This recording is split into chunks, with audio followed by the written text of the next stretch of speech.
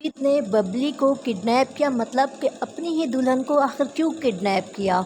और दूसरी तरफ विक्रम हो गया है पार्वती के ख़िलाफ़। क्यों जैसे कि आप जानते हैं कि परिणीति में दिलजीत शादी करने आया है बबली से, जबकि राजवीर और बड़ी माँ नहीं चाहते होते शादी होना। वहाँ से पार्वती भी आती है, शादी रोकने के लिए आती है, और नीति पार्वती का इंतज़ार करती, लेकिन पार्वती को देख नहीं पाती और पार्वती वहाँ से अपनी बहन के पास चले जाती है और अपनी बहन बबली को बताती है कि मैं ही पार्वती हूँ, मैं ही परी हूँ।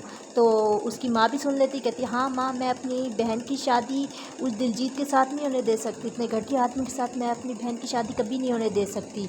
और कहती है, और वहाँ से वो बाहर आ जाती है। अब ये कह के वो अपनी माँ के पास होती है, कह के वहाँ से वो दिलजीत आता है और दिलजीत से बबली कहती है कि मैं तुमसे शादी नहीं करूँगी, अब मेरी बहन भी मेरे साथ है, मैं तुम्हारे साथ किसी भी हाल में शादी नहीं करूँगी।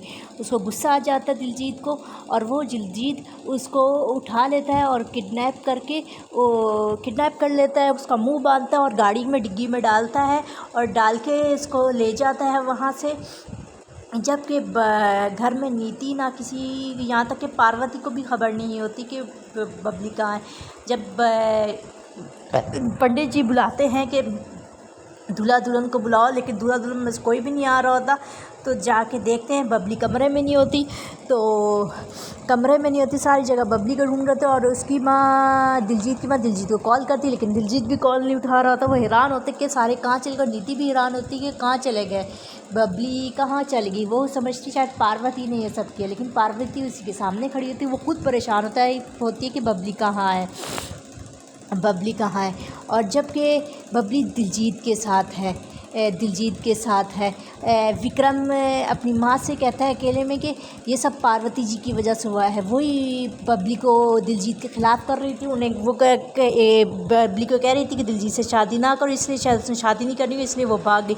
पार्वती जी उसकी शादी थोड़ा खुद तो चले जाएंगी और हमें फंसा दिया, ये कहते हैं। तो उसकी माँ कहती है ऐसी नहीं है पार्वती, कहती है नहीं ऐसी है पार्वती, अमीर लोग ऐसे होते हैं। ऐसा उसके ख़िलाफ़ बोलता है तो उसकी माँ थप्पड़ मारती, क्योंकि उसकी माँ को पता चल चुका होता है वो परी ही है, पार्वती नहीं है।